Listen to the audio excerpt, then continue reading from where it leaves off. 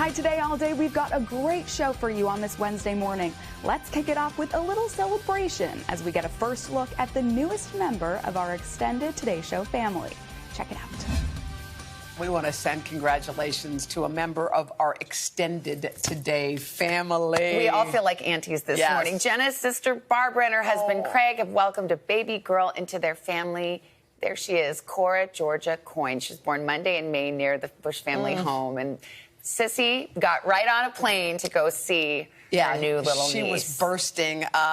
Little Aunt Jenna talked about how Cora arrived a little bit early, but she says her niece is beautiful, precious, and feisty. She's a Sounds Bush like girl. A lot of Bush girl. She's got to be feisty. In a statement, former President Bush said, quote, "With full hearts, Laura and I are delighted to announce the birth of our new granddaughter.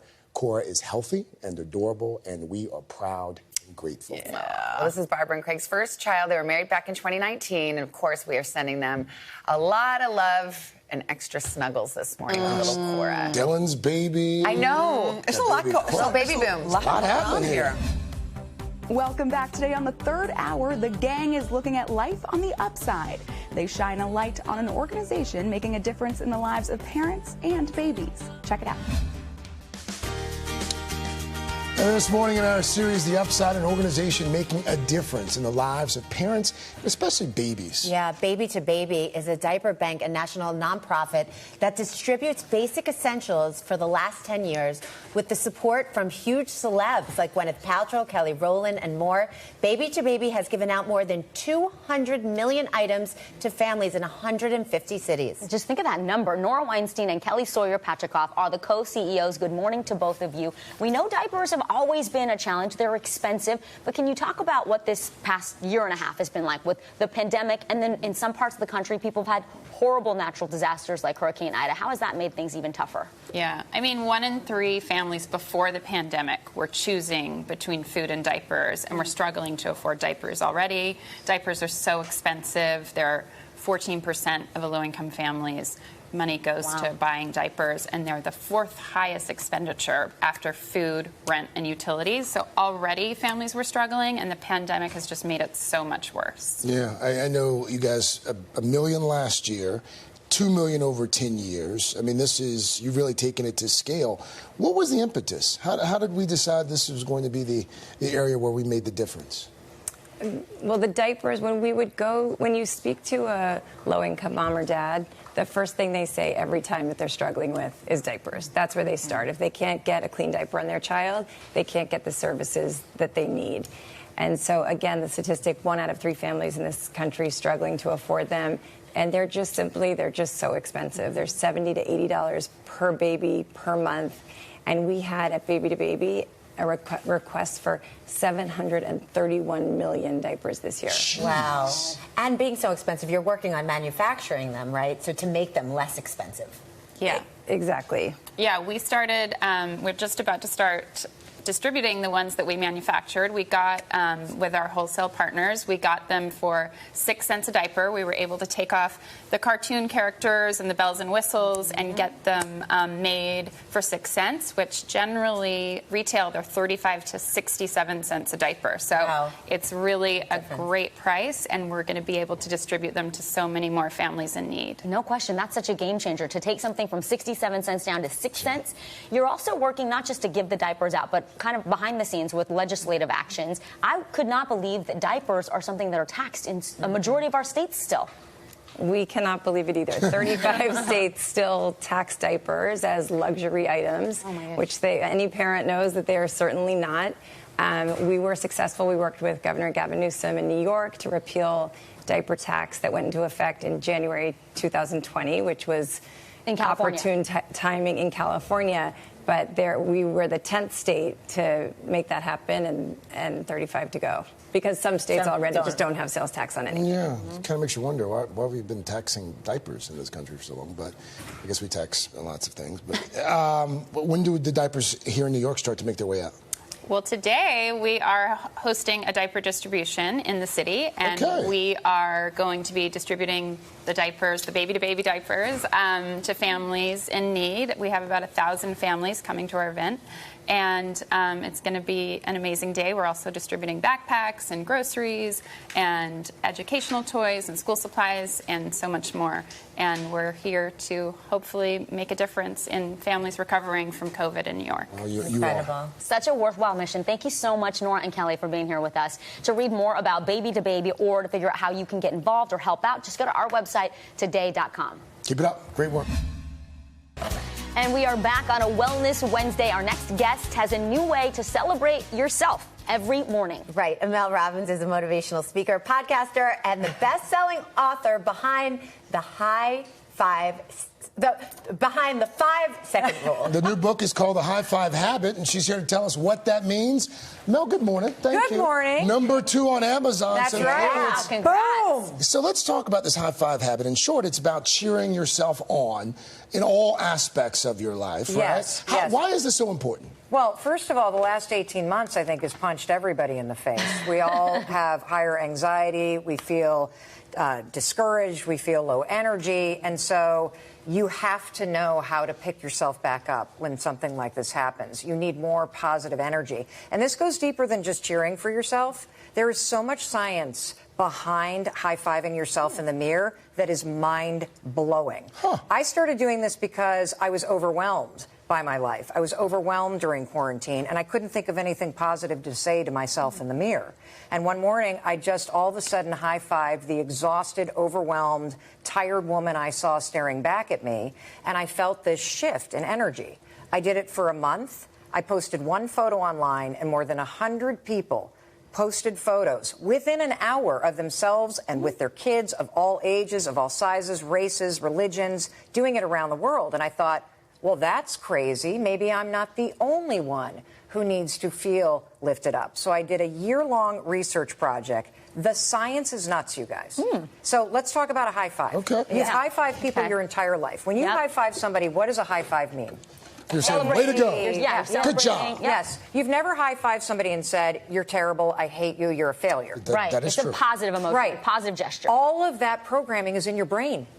It's already there. So the physical cues the mental? Boom. Okay, and I love so that. you can stand in front of the mirror and say, my life is terrible, I'm a failure, I'm ashamed of this, that, and the other thing. When you go to high five your reflection, the subconscious part of your brain overrides what you're thinking, and it programs with your reflection, I believe in you, I see you, I love you. So, and it's not...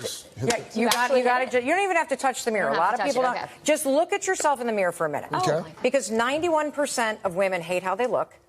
50% of men and women don't even look at themselves in the mirror. Wow. That's sad. Yeah, that is sad. But when you look at yourself in the mirror, you're actually staring at another human being. And everybody has a habit right now that is to pick apart or ignore the human being they see. It's true. I want you to break it. And so you just look at yourself and think, how do I need to show up for that human being?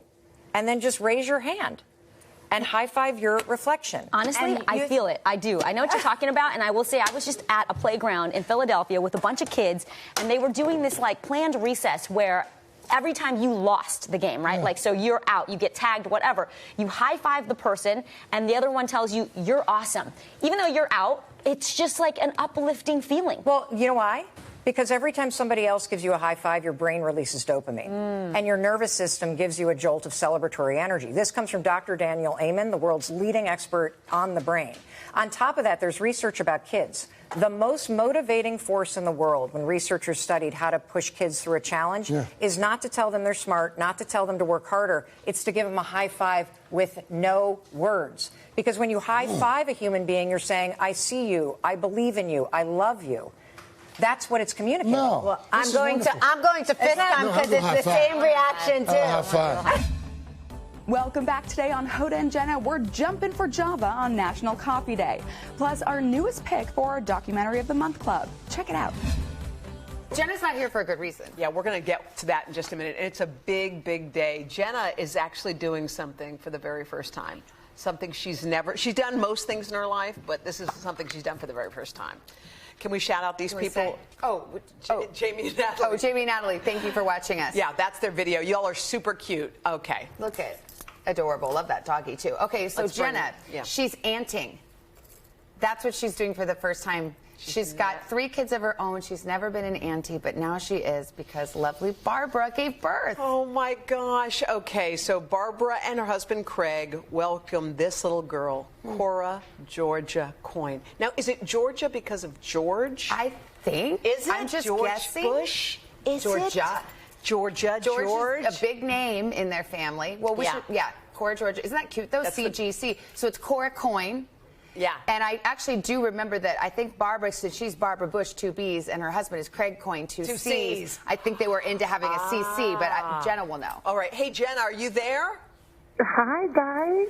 Good morning. God. Oh, you have that voice that you have when there's a baby around. What are you doing? I was going to FaceTime y'all, but if you saw what I looked like, I said to Meredith, who's our producer, nobody wants to see this. I'm in sweatpants. I've already gone to Target and back twice. I am just so happy. Y'all are both aunts to nieces who I know you adore. Well, I am now, too. Oh, how did that feel to hold that little baby?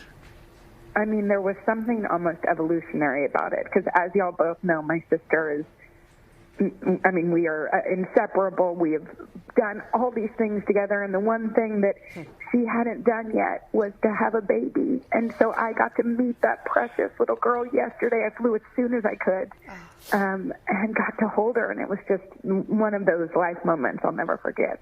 You're like, I mean, I'm a mess here. This is so beautiful. There's something about a little niece or nephew. I mean, you look and you're like, you look like family. Yeah. She's your family. I know, and you know what? It's like, as y'all know, I mean, I have had 3 kids. She's my twin sister, and when we would write books and travel, people would always say to her, well, when are you going to have kids? And it always kind of irritated me, like, ask her about her work, you know, like there's other things. But I know that it was something she just had in her heart. And Hoda, I talked to you about it a little bit when I got pregnant with Hal. There was some guilt a little bit, and then my mom said, and for both Barbara, and then I knew you wanted another baby, and my mom said, everybody gets their baby in their time. And this is Barbara's time. Oh, my God. So how has she reacted to being a mom? Oh, well, she's just natural. I mean, the baby is little. She was 6 weeks early, just like Dylan. I can't believe it. I don't know what is it. Same night, same everything. Oh, right. Air. But she was, was planning to deliver in New York, but she's here in Maine where we grew up with our grandparents. So there's something almost beautiful. Like the nurse said yesterday, I think it's divine intervention. And so that's why she didn't have diapers or anything. I was just going to come for a little bit and fly home to be back at work today, but I realized right when I got here how overwhelming it is to bring a baby home, particularly if you have nothing. So I was like, you know what, I'm going to rent a car and run to Target multiple times, set up the nursery, and do the things that I knew she would do for me. Anyway, the baby is healthy and beautiful. She's going to be in the NICU for a little bit, but she's, great. What about Georgia as the middle name? Is that a little tribute to your daddy? Yes. That's what Henry was like, finally somebody named something after your dad. And yes, it is. It's in honor of him, and I think that's so sweet, Barbara. We, feel so lucky that he was ours, and I know Barbara wanted to pay tribute to him, so that is where that middle name comes from. It's a big one. Sure is. It's so sweet. Actually, your dad released a statement, said, with full hearts, Laura and I are delighted to announce the birth of our new granddaughter, Cora, is healthy and adorable, and we are proud and grateful. And I'm sure that it feels so good to have both of their daughters have their babies. It's just, it's beautiful. I know, and I think they're going to get to meet the baby soon, so that just feels really good, too. I know Barbara's so looking forward to that. Well, I actually saw your kids yesterday, and they were like, we have a new baby cousin. They were telling everyone on the street, we have a new baby cousin. Her name is Cora Georgia. So the word was going to get out. I'm glad you guys announced it. Yeah, you know what, Savannah, thank you for having them over so I could come and be an aunt. I appreciate it. But also, Miss Tang from school texted and was like, just so you know, I don't know if this is private, but Poppy has told every single person in the school about her cousin. And at that point, it kind of was private, and I was like, well, My dad better release a statement soon because Poppy had already been up at the podium. You know what I mean? Poppy at the podium, Yeah, I love they're that. like the town criers. Well, we love you, Jenna. Enjoy your love time with y'all. that little See you babe and tomorrow. your I sissy. can't wait. All right, we can't wait to Oh, hear hug all about it. Barbarita for us. And Craig, too. Savannah, by the way, they tried some other people, but they weren't available. So thanks so much for Jenna, I know. Jenna, you know that's not true. It is. She knows it is No. true. It was desperation. They're like, Who else who could can we we get here? possibly No, Craig's got try? MSNBC. It is not true. Carson It is just not had true. it. You know what? Savannah, they just wanted an Emmy winner. You know what I mean? And there was only one person that could fill Can I that just, trick. you So know congratulations. What? You know what, Jenna? You sweet. even there, when you're all cozied up, you still teed up Savannah perfectly for this moment. So we do want to say we love you, Jenna, and we want to Love say y'all. We love you, JBHers. congrats. I know Dylan, what about Dylan? No. Sorry, in order of importance. Dylan Dreyer has given birth By the way, as yes. well. Yes. Russell James Fischera was born at 2:38 a.m. today. He's a little one, too. Came early, getting one to get here on planet Earth, weighing in at 5 pounds and 5 ounces. And mom and baby are doing great. Dylan's got 3 boys. 3 boys. And a husband who's a boy. He's like a baby. So she's got 3 4 boys under 4. And then 1 baby who's over 35. Yes. One big old baby named Brian Fischera. Brian. Anyway, congrats, Dylan. I want to say hats off to you, and I want to toast you. So, first of all, can we bring in our special drink that we have, especially for you? It's National Coffee Day. It's National Coffee Day, but that's a side note. These are alcoholic coffee beverages. Yes. Here you go, Miss. Oh, my gosh. Kahlua You in know a I get can. mad that you don't drink on this show I know. anymore. Well, I don't know why we stopped. I'm so happy. Coffee and Kahlua. alcohol? Wait. Oh, stop it. It's Kahlua in a can. This is one of the first drinks that you had when you first started drinking. It's so true because it tasted like yes, you chocolate were milk. like, what is it? That and wine coolers. Remember Bartles and James? I love that. I loved a wine cooler. Cheers. Cheers. Here's to Savannah Guthrie, No, you guys. yes, it is. Here's the National Coffee Day. Savannah won an Emmy Award last night, and this was by the way, this was a big one. I don't know where the hardware is. Hopefully it's around, but Savannah won for Best Live TV Interview. I don't know if there's anything more difficult in our industry than doing a live interview. You can do things on tape, you can edit, you can make things look beautiful. Sitting for a live interview, this is for the town hall with President Trump at the time, and it was a moment, and I know it took a lot of prepping and work, and I don't think people get it. They just think you show up and you do your thing, but it was one of those moments, so congratulations. Well, you're so sweet to do it. You're really, really nice. She So asked me thank not you. to. I know, because it's Too embarrassing, bad. but we had a huge, wonderful team, and it feels good, and you're super sweet to bring it up. Now, speaking of sweet, this is delicious. This is super sweet. If you like sweet coffee, it's a little have it. sweet. It doesn't taste like alcohol, which could be dangerous. Oh, I think you don't like sweet. You don't like it. It's not for you. Kahlua. It's espresso style martini, velvety smooth twist in a classic cocktail made with coffee-ish. Yeah. All right. That's funny that you said it's not for you. I'm trying to teach my kids to, instead of like saying, I hate that, or I don't like it, just say, it's not for me. It's not for me. Broccoli, it's not for It's you. not. Except for it is, so eat it. All right. By the way, if you like our show, we do this kind of behind-the-scenes show. It's like a new little thing. It'll show you how the sausage is made, for better, for worse, so you get to see how it's created.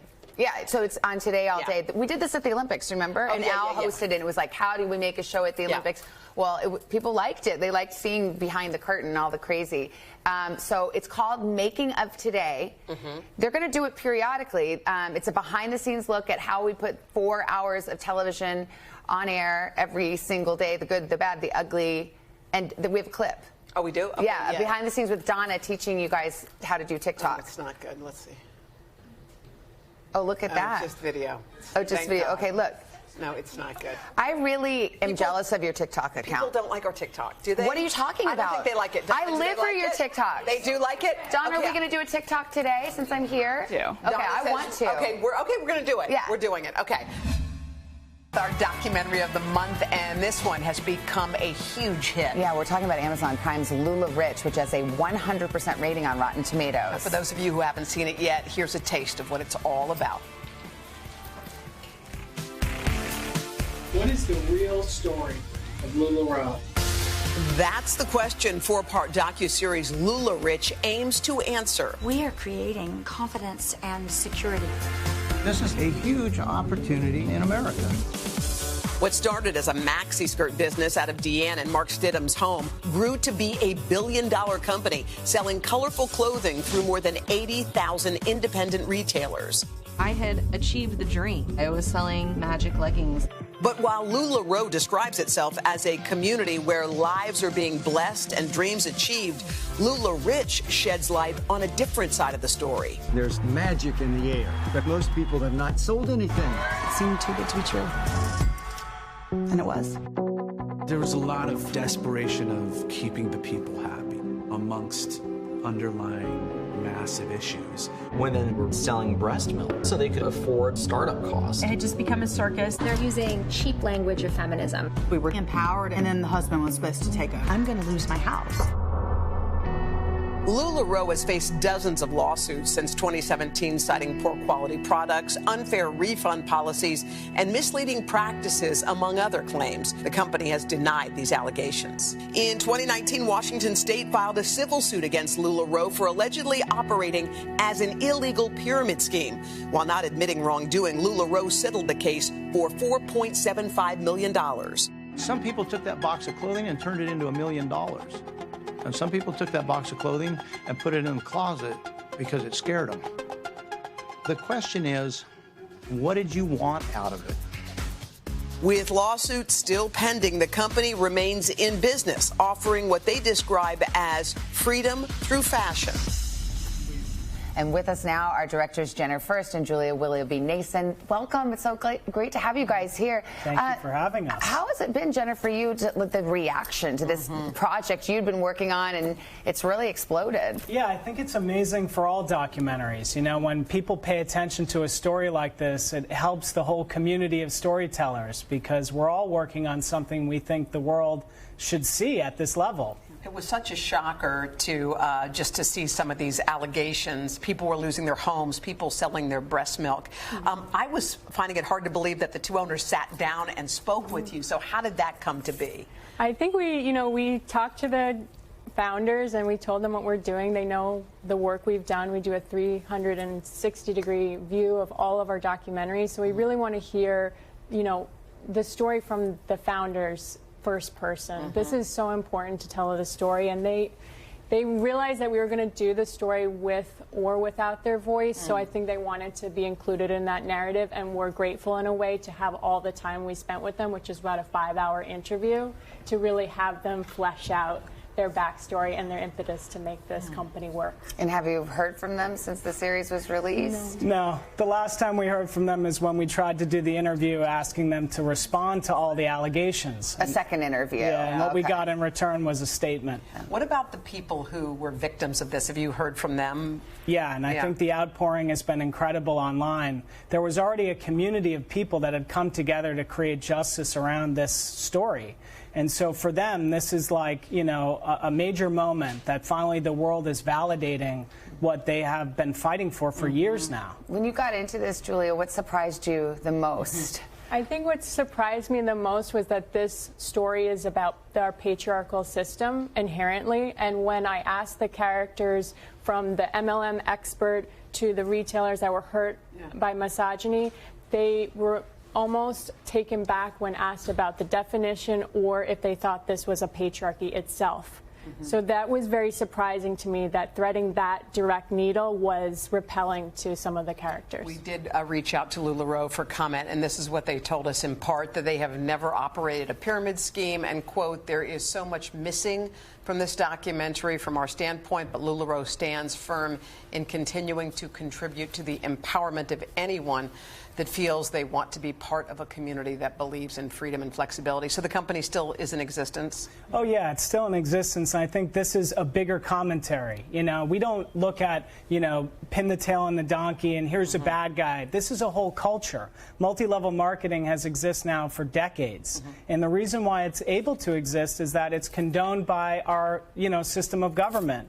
But the statistics say that, most people either lose money or break even. And if you have to have an upline that if you have to have an upline and a downline, and your downline is not making any money, and that's what's a requisite for you to succeed, that's probably not a good business model. It's a good warning for folks, and they can stream Lula Rich right now on Amazon Prime Video. Congrats to you both, and thanks for being here. Thanks so much for having us. You got it. Hey, thanks for watching our YouTube channel. Find your favorite recipes, celebrity interviews, uplifting stories, shop our favorite deals, and so much more with the Today app. Download it now.